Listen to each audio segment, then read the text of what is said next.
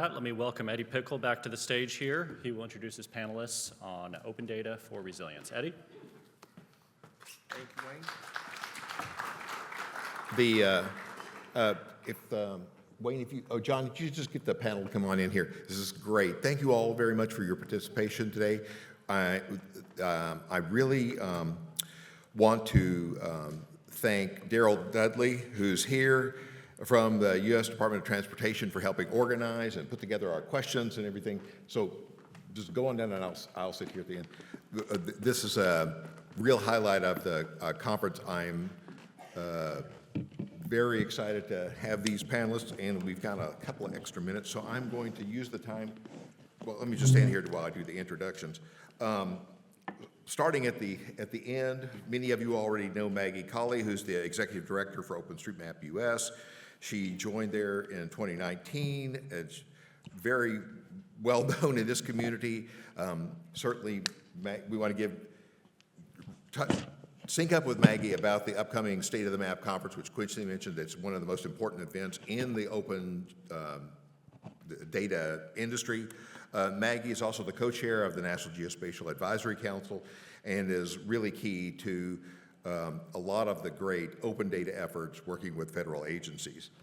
Next to Maggie is John Crowley, who I can't even remember when I first met. It must have been when you were at working with the World Bank, but John has been working for 15 years in humanitarian technology. He wrote the field guide for the World Bank's Open Data for Resilience team. I think I have that somewhere on my shelf. He's also well known in this community as the person who curated the field experiments at Camp Roberts with National Defense University for years, and where U.S. federal agencies built MapGive, which is another great contribution of this community to overall disaster response, et cetera. He was also key in starting the humanitarian OpenStreetMap team. Next to John is Angelina Calldron, who we're very grateful to have from Meta. She has been she's been working with the OSM since 2016, and she serves on the OpenStreetMap Foundation Advisory Board. But she helped at Meta, her work at Meta includes helping found the Overture Maps Foundation, and it's really great to have their presence here and to talk with us about how that can help our community. And then finally, we've got Jed Sunwal, who many of you know. Jed, for many years, was at AWS at the Open Data Program, which has probably been abused by people around here more than anybody else. But in any case, he's now the Executive Director at Radiant Earth, which is supporting community-led initiatives to make data easier to access and use. He's been very instrumental in making data available through the cloud for data sharing, and I would just say in the resilience community overall. So, and he's also a technical fellow now with a tailored geospatial engine. So I'm going to now shift gears and moderate, and I'm just going to start out with a general question. Let's see. Can you guys? Yeah, this works. I have a question for the entire group, and we'll Maggie, let's just start with you and work your way back down. Can you just tell us a little about the open data efforts of OSM and how they promote resilience, and thinking about it from the perspective of how you all work for impact? Sure. I mean, we definitely don't work for money, so that's easy for us. So OpenStreetMap US, and thanks to Quincy for kind of setting me up here. I don't have to do a whole story, but the OpenStreetMap organization, we're a nonprofit in the US, and we're dedicated to supporting the tools and the community that really make OpenStreetMap data what it is. You know, it's the richest at the local level. No one knows their backyard like the people who live there. So it's OpenStreetMap US's role to not only convene the stakeholders who touch the map, so private sector, academia, governments, state, local, federal governments, and all of those mappers, and bring them together. So we hold events in person and online. State of the Map US is one of them. But we also support the tooling that eases access to that data. So, I mean, it's not resilient if you can't get to it. So building the community is one thing, but so is making it easier and lowering barriers to entry, to contributing data, to extracting the data and to using that data. So we are working on a number of projects. We support Map Roulette and OSM CHA and field papers. We have a Teach OSM tasking manager that we work with educators to integrate into their classrooms. So supporting that next generation of mappers to keep the map data coming, but also keep people thinking about geospatial. So it's a number of fronts. I don't think there's any one approach that we take because we see it as a really like three-prong approach between the tooling, the community, and the education. So I'll stop there. I'm John Crowley with MAPAP Action. MAPAP Action is a disaster response GIS organization. We deploy GIS analysts around the world to support the UN disaster assessment and coordination teams. These are the folks that are the first in the UN agencies, when generally we're working with the urban search and rescue teams. So we joke that we're kind of the wallpaper makers for the operations center. We build all of the maps, we work with the government, we create mechanisms for data fusion and tracking what has been done, who needs what where. So we do a lot of intense work on that side. We also do a lot of work with the national disaster management agencies around the world where we train them in how to use GIS. And this could be as basic as how do you set up QGIS and set up your data workflows, or it could be as advanced as working on disaster risk models where we're trying to help them understand where are your risks, who's at risk, how do we get that onto a map that you can communicate to policymakers about what actions and steps you can take. Open data for us is just part of our ecosystem. We have to have data sets that we get from remote sensing, from national mapping agencies, from UN agencies.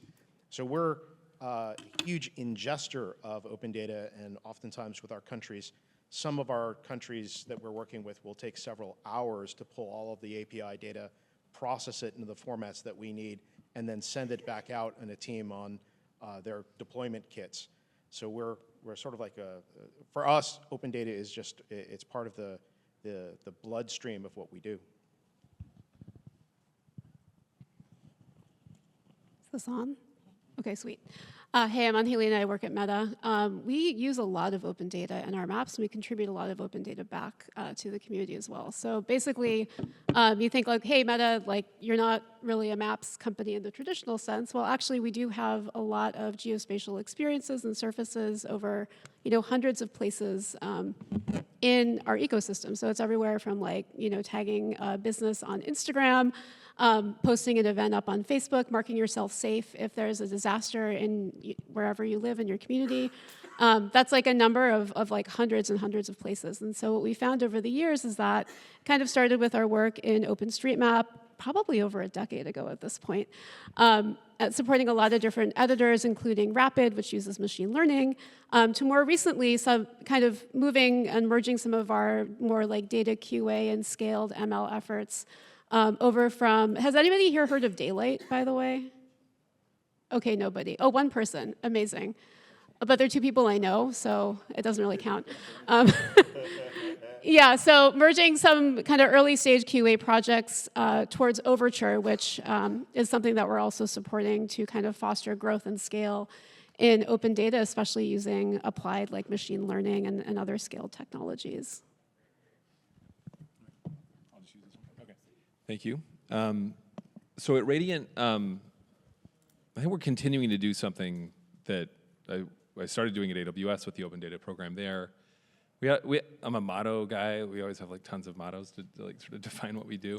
One of them was our job is to make free data cheaper. And that is to say, like there's a lot of data out there, but it's oftentimes too hard to get. It might be in a format that's inaccessible. I could go on and on. There's a lot of work to be done to improve what you could call the ergonomics of working with data, and make it much easier for people to be able to get their hands on it, to start interrogating it, and to and lower the cost of interrogating it. And this question about impact has sort of been like the bane of my existence, because we've always operated sort of far upstream from the impact. We don't really know what the impact of what people do with that analysis. But what we do want to do is enable many, many more people to do that analysis. And in particular, we're sort of betting on the internet continuing to be a thing, and connectivity to continue to expand around the world. And we think that if by focusing on file formats and methods of working with data that are, we'd say sometimes born in the cloud or web friendly, we can make data accessible to people who previously have never been able to access this sort of data. You know, it wasn't that long ago that the only people could really access a lot of Earth observation data or large, you know, climate data. You had to be at a place with a supercomputer or, you know, with its own infrastructure. And we're trying to figure out how do we put petabytes of data on the web in a way that anyone, anywhere in the world can access it. So I'll stop there. There's a lot of great efforts going on in representing that. Let's go back the other way. Jed, we've talked some in our group about some of the important open data for resilient efforts that are going on now. You started to allude to some of those that are starting up now, and they are either. Can you talk about what you think are the most important ones that our audience ought to be thinking of or trying to join into, whether they're organizational or technological? All right, here I go.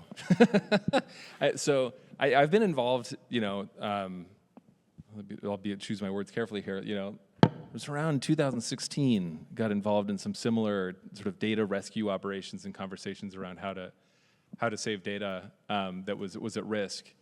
And here we are again, and I'll get it spicy right away. I'm in the mood. Like, there's a lot of LARPing going on. You know, a lot of people are like, oh, like we're gonna go save the data. And I'm like, I've seen this happen before. I've been directly involved in a lot of these efforts. You can make copies of data that are out there that might go down, and that's great. You know, I don't want to discourage anybody from doing it, but it's barely half the problem. The truth is that we don't have great institutions set up to share data. There are some that are pretty good at it, but we've gone through a period, we can call it 10, 15 years of enthusiasm. I've been a very strong advocate and enthusiast for open data and for the government to produce more data and to share it more openly. But one thing that we failed to do is understand whether or not the data is valuable. I think there's been sort of a grand delusion that like all data is valuable. It's not all valuable. It's expensive to produce, it's expensive to distribute, it's expensive to store, and eventually someone's gonna have to figure out how to pay for it. So there's efforts going on right now to figure out, you know, how do we make this more durable? The first thing that comes to my mind of like important efforts that are going on right now are things like OpenStreetMap and Overture Maps that have done a very good job of aligning incentives of different and overlapping and complementary communities to create global data products with, again, I mean, Maggie says, you know, they don't work for money. We still have to figure out business models for this sort of stuff, but I think these have proven to be organizations. I mean, OMF is still quite new, Overture Maps is still quite new, but these are the attempts that I think we need to be making, or figuring out how do we create institutions that can be durable, that can align incentives of a lot of people who need access to that data and get them to participate in sustaining those communities. That's what we need to be focusing on, rather than just making copies of data that might go away. Angelina, can you pick up there or talk about, I mean, obviously Overture is an effort in this. I think of it organizationally, but there's a lot of technology that's going on there. Talk about how that is working to be a resilient asset for this and other efforts. Yeah, no, it's a great question. So basically, and I want to frame a couple things around Overture. By the way, ask me if you want to find me at the happy hour. I'll tell you about the time we got a zillion lawyers together from Meta, Microsoft, Amazon to even figure out the organizational structure of this thing. But no, so basically, like when I think of data resilience and the projects such as Overture, it's about not only like, is the data available, is it interoperable, is it, you know, complementary to other community efforts or other crowdsourcing efforts, but also is it usable, is it impactful? You know, can we, you know, as Meta, have confidence that not only are we contributing data, but we're also ingesting that data back into our systems, back into our platforms. And I think like all of the leaders at the other companies and organizations that are involved in Overture are asking those same questions and making sure that they're using the data. And not only the data, also the schema. So I will say Overture is a technology-heavy organization. It is not a marketing-heavy organization.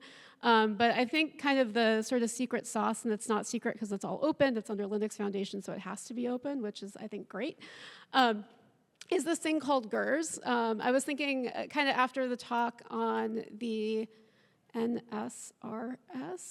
Is that correct? Okay.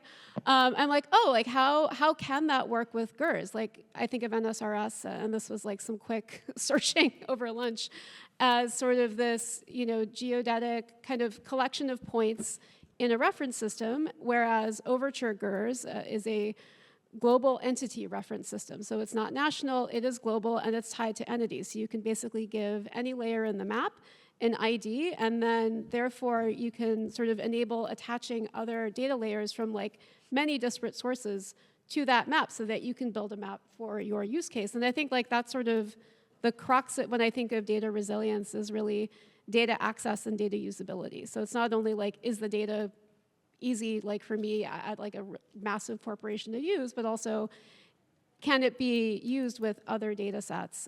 Say like at Meta, we have a bunch of open data that we use to make our maps, but there's also like some proprietary sources that we want to make sure are like working together depending on the experience or depending on whatever services. I don't know, was that helpful, Eddie?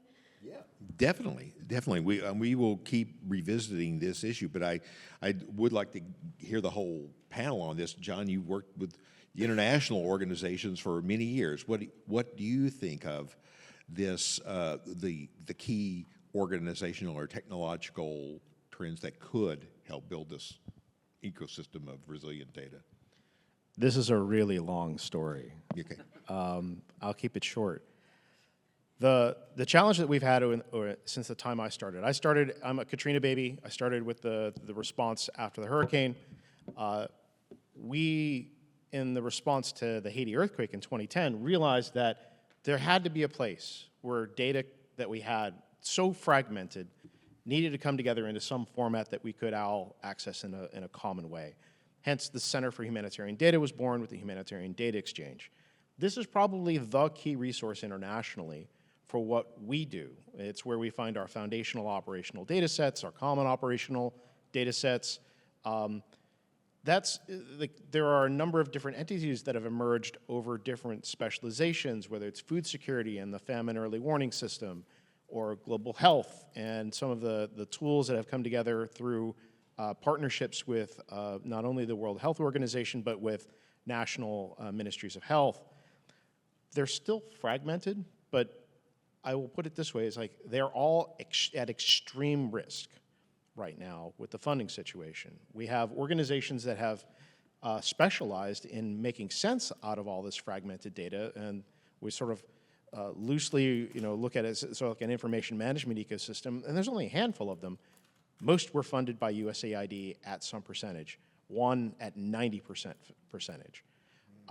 So we're seeing organizations that exist to make sense out of this open data ecosystem and to make it applicable being at risk.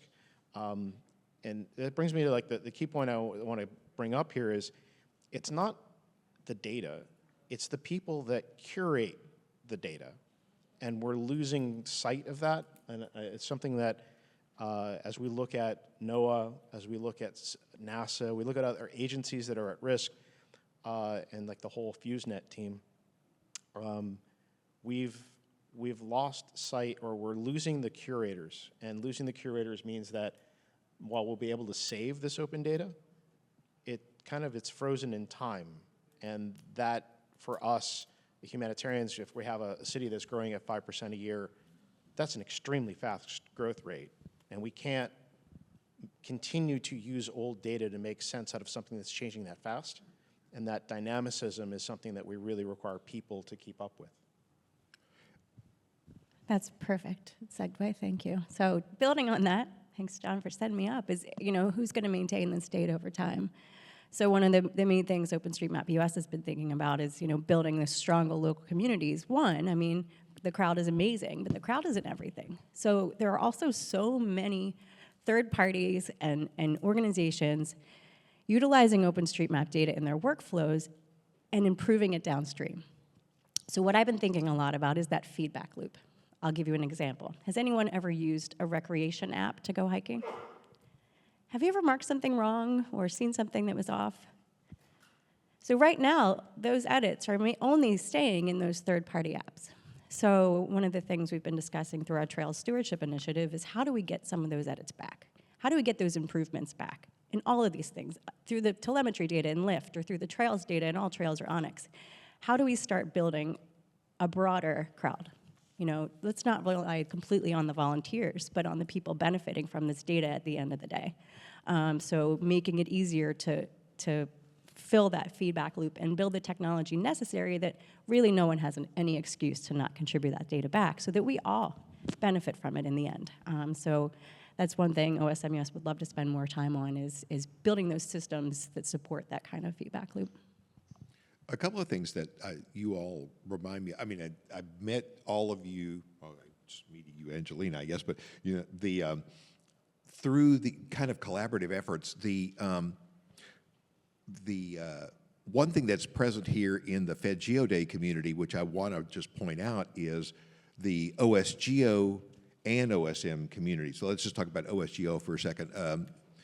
Guido Stein, who's here, is our leader for the OSGeo community. It runs the Phosphor-G North America event.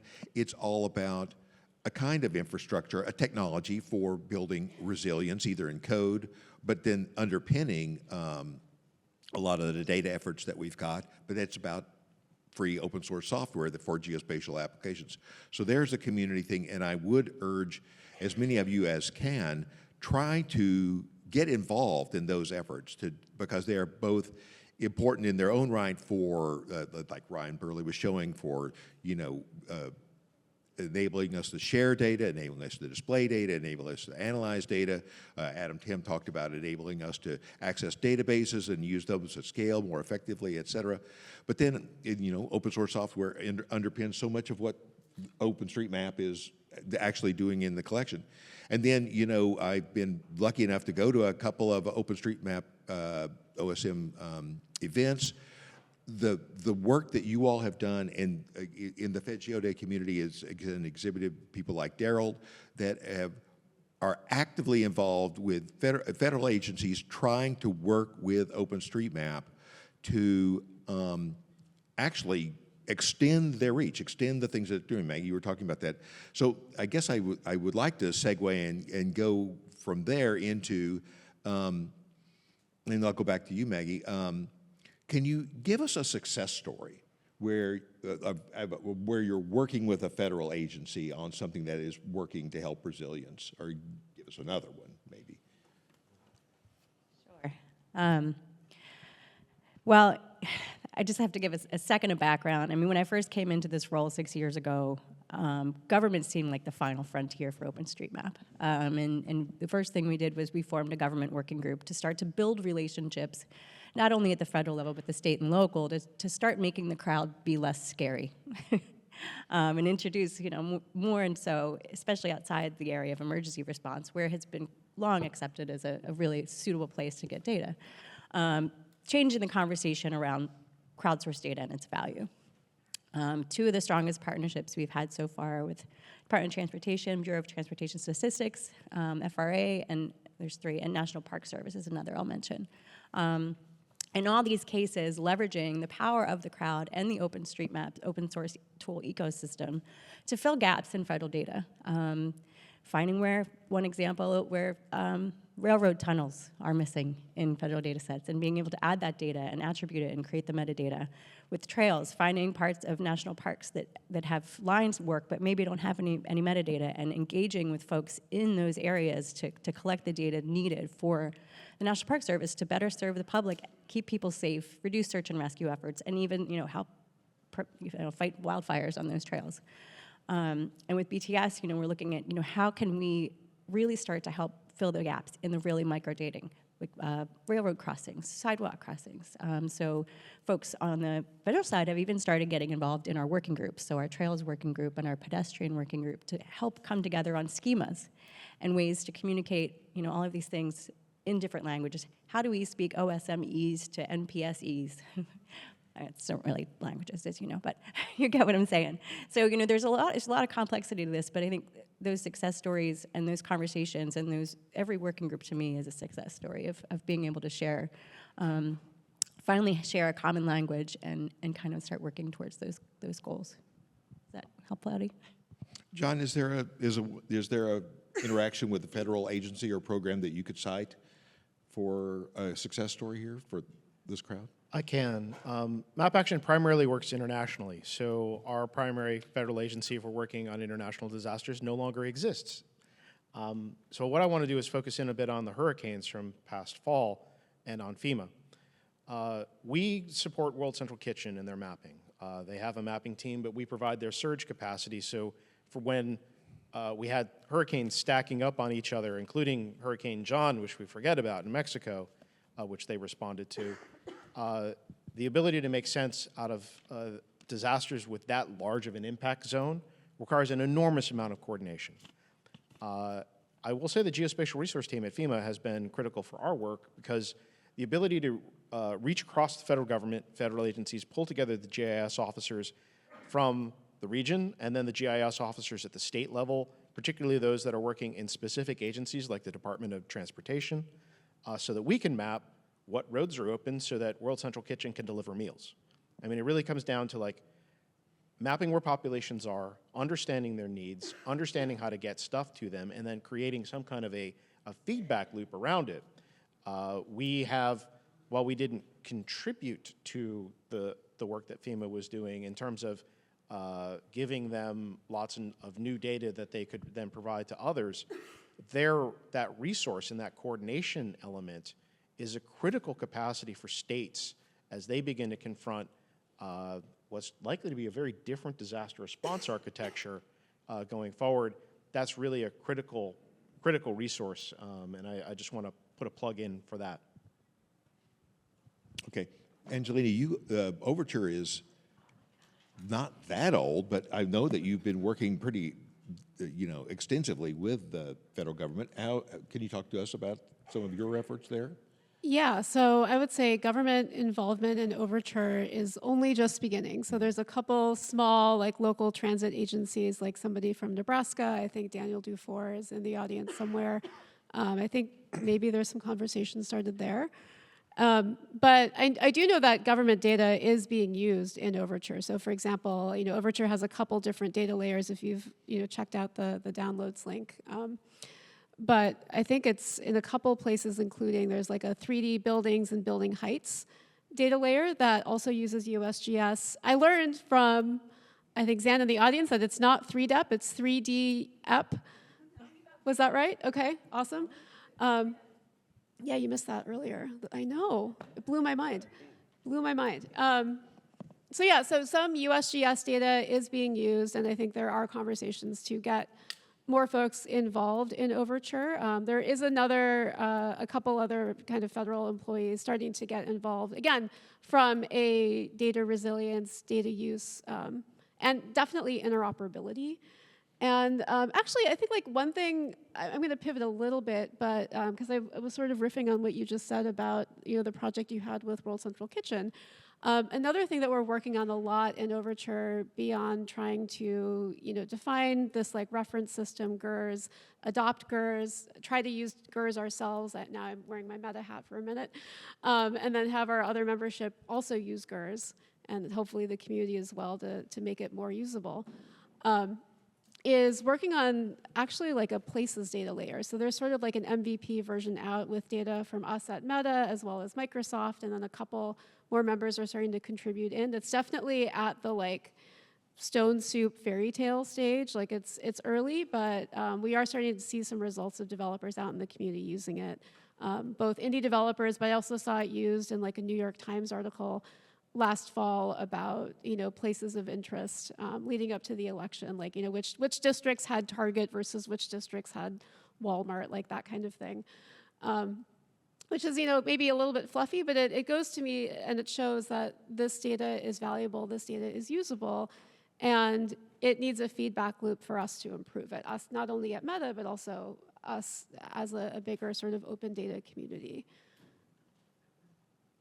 Jed, what do you think? That's actually just good segue. Like, you teed me up. This is on. Okay. So we've been working with NASA on analysis-ready data metadata standards. Mm-hmm. So I've made everything very confusing for everybody. One of the big initiatives we have at Radiant Earth is we call the Cloud Native Geospatial Forum, and that's where we gather basically everybody who's working on the stuff that I referred to when I introduced myself, which is like how can we make data easier to access on the web? How do we make it, how do we make free data cheaper?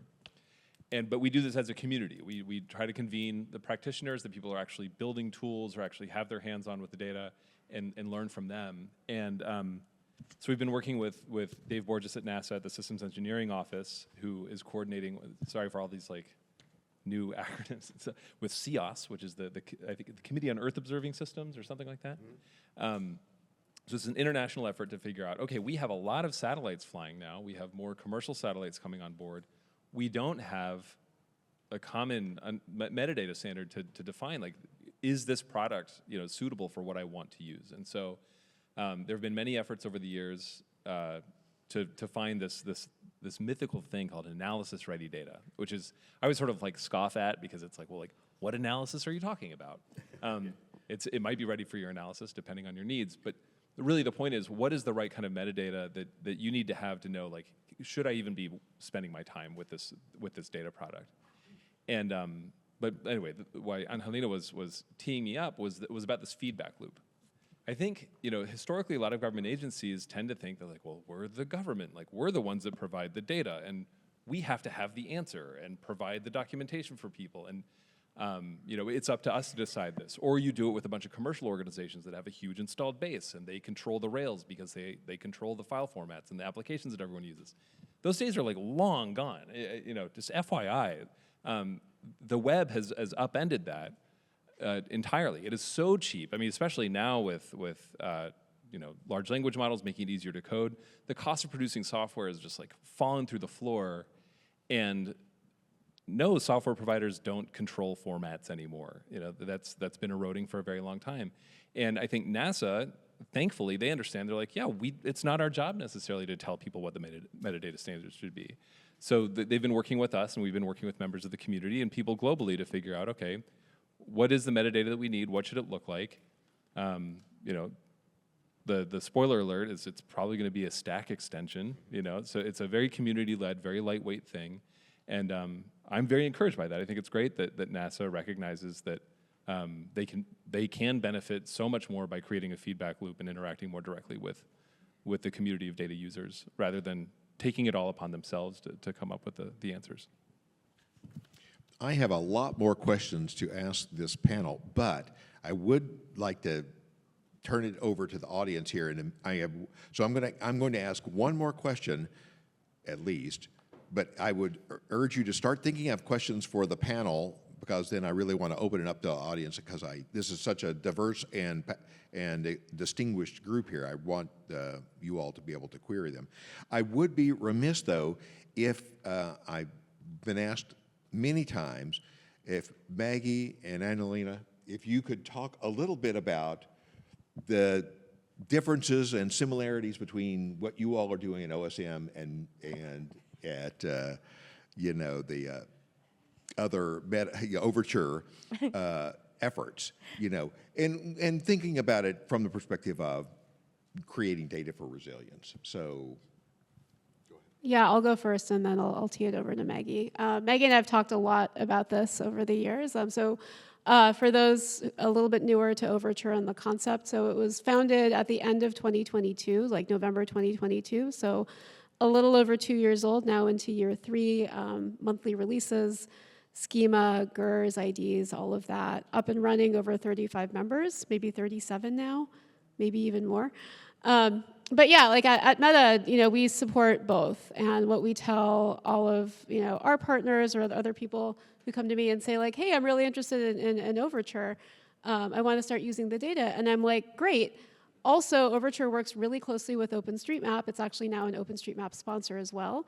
And get involved with them. And so to me, and this is like my personal opinion, Overture and OSM US certainly are very complementary projects. So basically, like at Meta, like we support OpenStreetMap because it's literally the ethos of our maps foundations, right? Like we started supporting it 10 years ago. We really believe strongly in the power of community, connecting people. That's literally the job of a map. OpenStreetMap does a great job at engaging the community and making the map better and more resilient.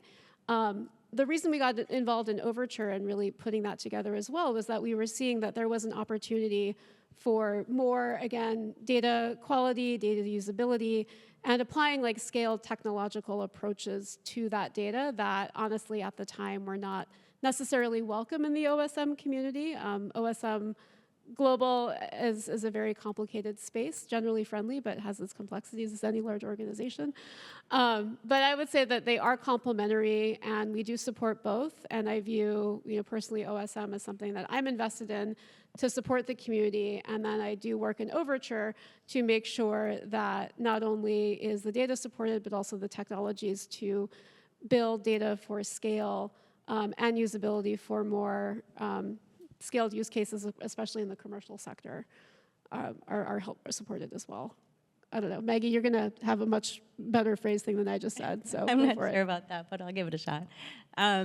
Eddie, always glad to answer this question. And I think from the OpenStreetMap US perspective, things look a little bit different, but at the end of the day, OpenStreetMap is a project to build the best map of the world to support any needs, including Overtures. So we're thrilled that a group like this is relying on the OpenStreetMap community. I think it's great that OpenStreetMap data finds its way into all of these different places. I think that the thing that gets confusing now is one thing that has happened that concerns the OpenStreetMap community is that when large companies that are well-funded, no matter who they are, take some space that you're normally in. I'm trying to say this in a nice way. So resources get diverted. So many of our former sponsors are now part of Overture, and a lot of those resources are no longer going to support the OpenStreetMap community. Another case, Esri used to call its OpenStreetMap layer OpenStreetMap, and now it calls it OpenMap.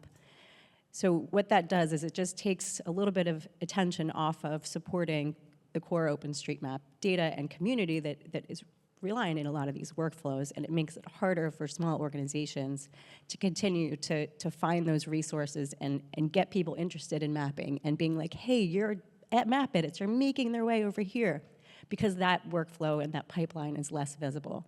So it's wonderful to see the data being used, but I would say, at least from where I sit, that's the one big problem that we see potentially hurting everyone. Well, coming from the open source software community, where I'm familiar with, things relying on maybe very scant resources and some very important projects, that is a very good point. So I know in the audience, looking at the audience, I know so many of you, and there are people here from the government, there are people from academics, there are people from academia, there are people from private companies, all of you working in some way with resilience, either as a as an institution or with customers who are doing it, or as research projects. What questions do you all have for this panel? I have others, but we'd love to hear from you. Okay. Mic runner right here in the front. So I have one real quick. Sorry, I'm on the side. I would actually like to see follow-up to Maggie's response, because I think that's really important there. I don't understand why Overture Maps or the companies and organizations that formulated it didn't just invest a ton more money into OSM to build that up more. Yeah, that's a great question. Without getting a little too into detail, there is a lot of bureaucracy when it comes to, I guess, resource allocation in really, really big organizations. And when we put Overture together, we were finding that it was just better and easier to move faster as our kind of own consortium and stand that up under LF. But to your previous point, as I said before, Overture doesn't have a lot of marketing efforts right now, save for event stuff from LF, and they're amazing. But I think there is more that we can be doing together to foster that OSM community and make sure that, especially OSM US, come on, these guys are great. Let's figure out that to get you the resources that you need. Not being the exec director of Overture, but it's something we can definitely talk about. Can I chime in? I'll tell a war story from Amazon. When I was building the open data program at AWS, I was like, we need to be working more with the OSM community. Amazon should probably be using OSM. And I had this conversation with a guy who will be unnamed, and he's just like, hang on, this ODBL license was a serious problem for corporate lawyers. They're like, this is a very weird license. We're very afraid of this. And also, who would sue us? Or who would we sue? Like the understanding of like what OpenStreetMap was as an entity was just like completely foreign to the corporate entity of Amazon. Made it very hard for them to engage with them in a way that, in good faith, in a way that they felt was like legal or appropriate, and that tripped them up. And this is my theory. So you all can debate me on I this. feel like ODBL needs its own panel. Yeah, exactly. Another time. I'm taking a note But on that, yes. I think OMF made sense for these organizations because this will be a lot easier for us to just create our own thing than figure out how to fight with this organization that seems to fight a lot, And so that's OSM globally. I'm not picking on OSM US. Eddie, if I could put in one thing. Sure. When we were putting together MapGive, which was the effort to enable the tracing effort that happened after Haiti as a durable, repeatable function, we basically framed the problem as, how do we take the next view license and enable a U.S. government agency to release commercial pixels to an unincorporated entity?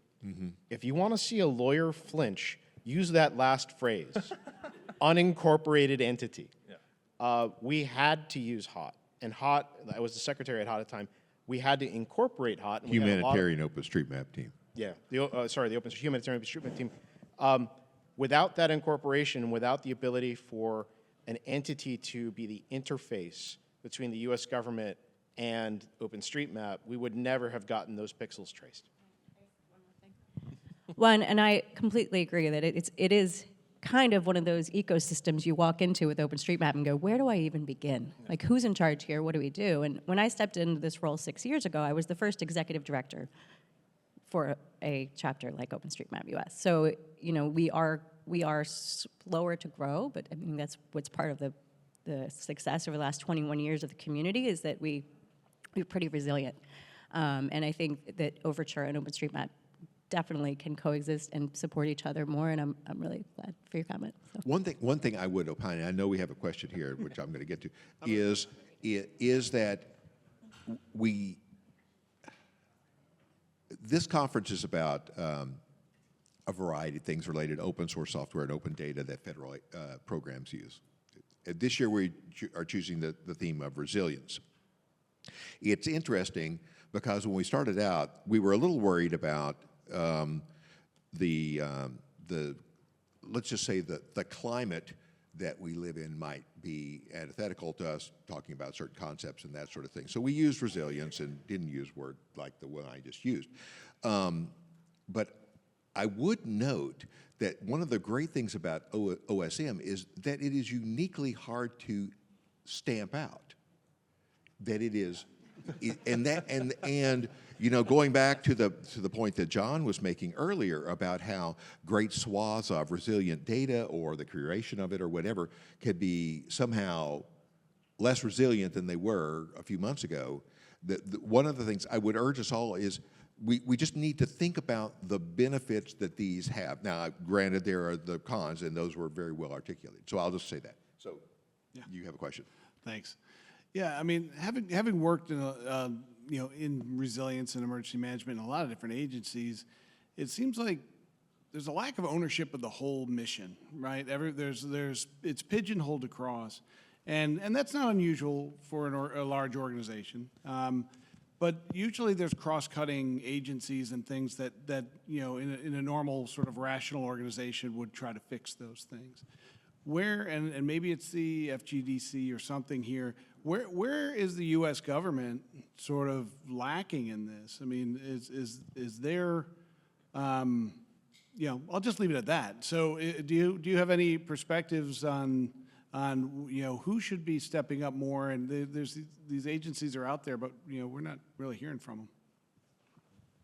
I don't have a direct answer to your question, but I will say, like, working at a large corporation, we do use open data, we contribute to open data, and when I talk to industry colleagues at other federal agencies, I've never been a federal employee, I have friends who are, the first question I get, wearing my Meta hat is like, oh, that's great you're using our data. How are you using the data? And so I think, as a steward of that data, or maybe as a developer user of that data, I think it's also on us to talk about the data, talk about the value we get of the data, and make sure that the folks who are trying to get funding to go out and like create more data or refresh that data or make that data more accessible and sustainable are having those stories told. Nate, this is an enormous problem because if I visualize it internationally, it's actually a very different architecture than it is domestically.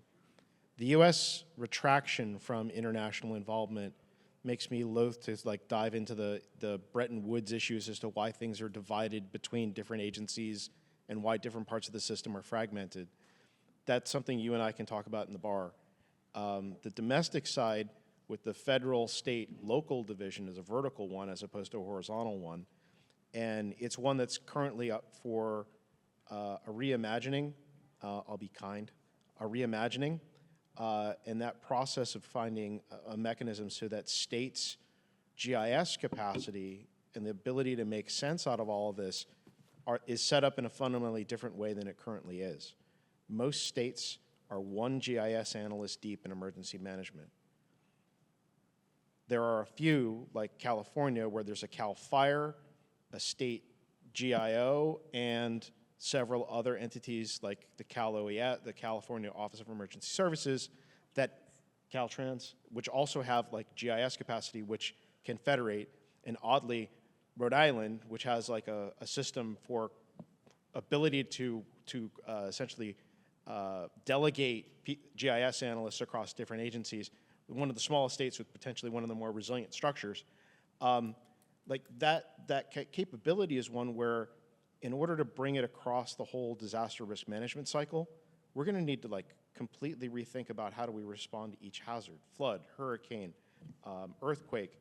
We don't have systems. We have like fragmentation. Like there's CREW for the Cascadia Region Early Warning System for earthquakes, and like that capacity to begin building out entities like that.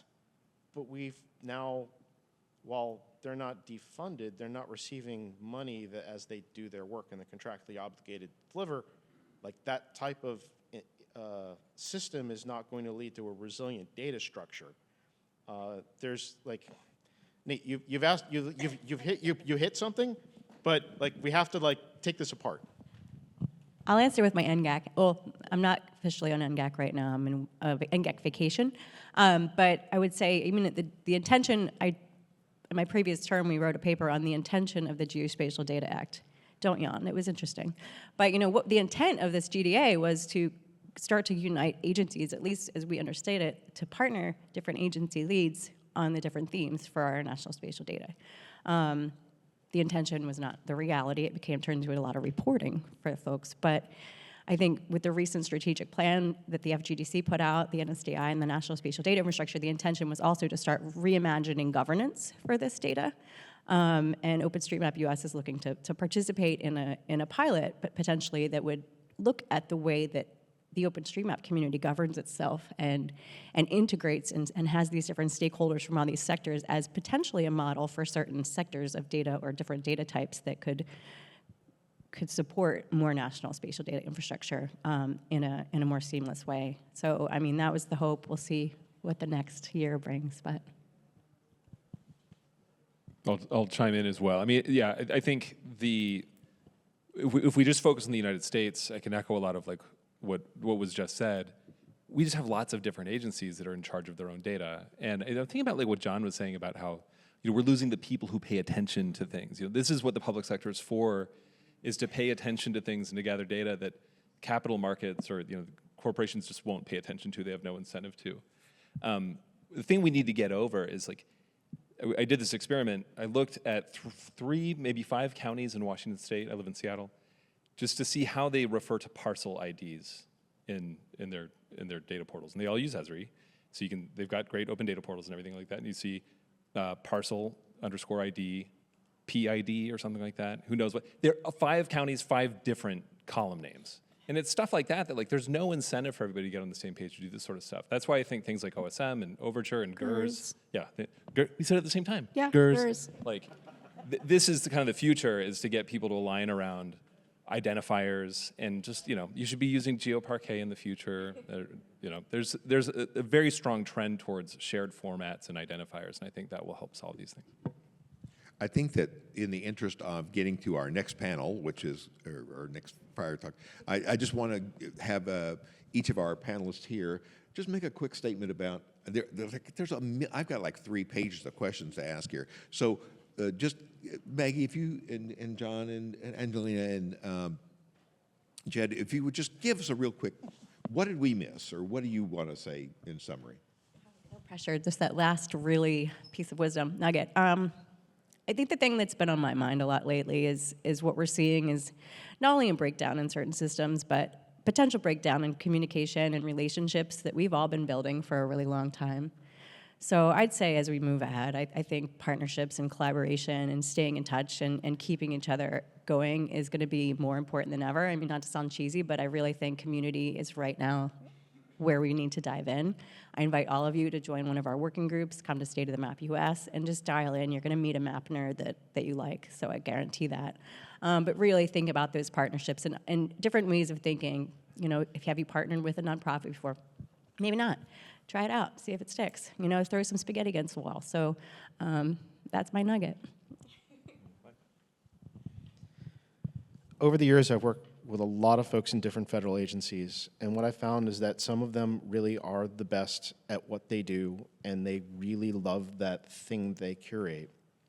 We're losing a lot of that, and the thing that I just want to put out is, how do we engage those minds, that passion in the solving national problems in a new way?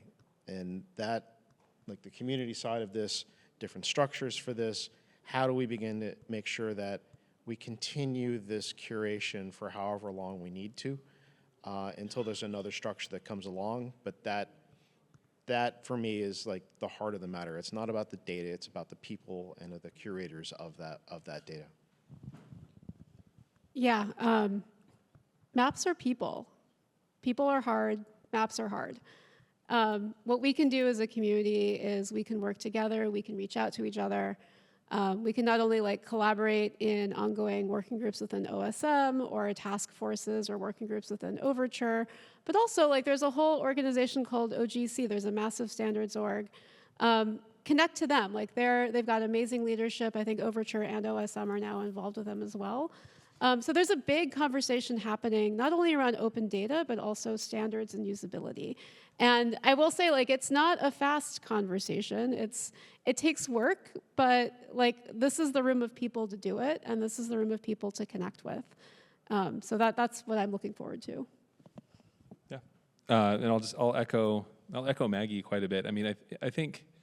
As I walk down here, and as we can just look around this room, DC has been built with this sort of neoclassical architecture.